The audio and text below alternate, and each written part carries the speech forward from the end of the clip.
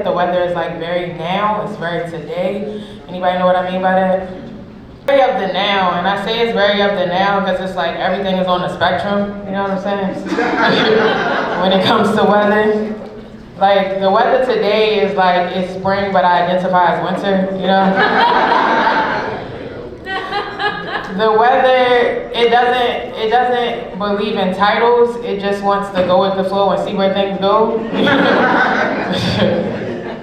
It's very much so how things are. And you know, when it's like this season, you have to just have all your clothes out. Like I have a summer dress on with a winter sweater. That's the weather that it is. You know, but when it was a nice day, like I'm getting my kind of spring, summer, like when we had our 80 day, and I got my spring, summer clothes out, and I had on like something I didn't have on in a while, and it's like I put on like some winter weight because it was 7 degrees, and what else were you supposed to do? And I have children, and my daughter, like I had on these pants, and they were like really hugging my waist, and my daughter came up and kissed my belly. I was like, I am not pregnant, please. Don't do this to me.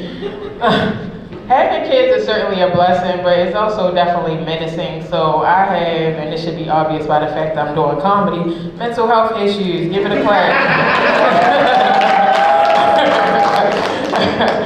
I just started therapy, which is like way overdue. But before I started therapy, I would just use the internet. Give it up, millennials and Gen Z.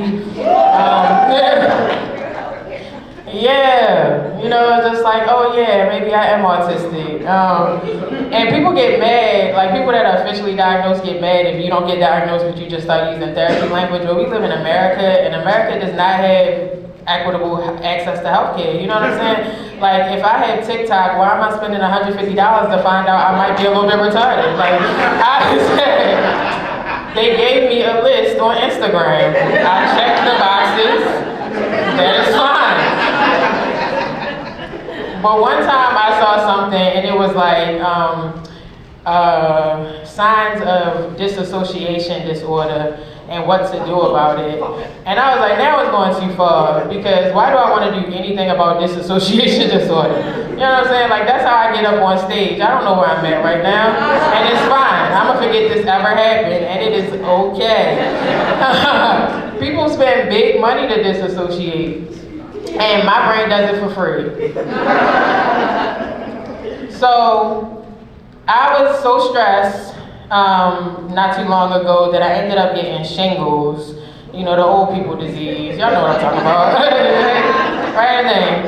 And you know, it's caused by stress. So I was just like, all right, I need to relax. Like I need to like chill. I'm just gonna try to spend the day not doing anything. But I told y'all I have children. That is impossible. They could care less about what you got going on in life. They want their juice box. So I was like, it's not going to be enough for me to just chill, relax. I'm going to have to resort to a substance, right? And I don't do any substances. I don't even do prescription medication. I don't smoke. I don't drink. A lot of people are surprised I don't smoke. I don't know why. But you know, so I was like, all right, if I was going to start something, which one should I start? And I'm a very smart person, as y'all can tell, and I do my research, and so I decided, and I landed on crack. I decided that was my substance of choice. And I told my friends that, and it was like, why would you just jump shake the crack? Like, why don't you just smoke a little weed or like drink wine? And I'm like, all of that stuff make me sleepy. Crack is like, it brings your endorphins up, your dopamine, like you can still be productive on crack, you know what I mean? So like it works out. But I'm like, it gotta be a problem for a reason, right? And so I thought about like what makes crack bad, and I visualized a crackhead, and it's like you might be a little disheveled doing something strange for change, you know? But like that's a y'all problem. Like if I'm outside being ugly and you know, and getting money for, you know, that sounds like a good thing to me. And you know, I grew up in Baltimore in the 90s, like the crack era was lit. I don't care what y'all say. But I looked at the downsides, you know, beyond just imagining it, and it said heart failure, and everything causes heart failure. But does everything cause endorphins? No, exactly. And so the first time I said that joke on stage, somebody came up to me and was like, hey, good bit. it made me want to start doing crack again. And I was like, dang, I did not mean that. But if you guys are wondering, they were not black. Obviously, because black people don't do crack anymore, which is how you know it's safe now.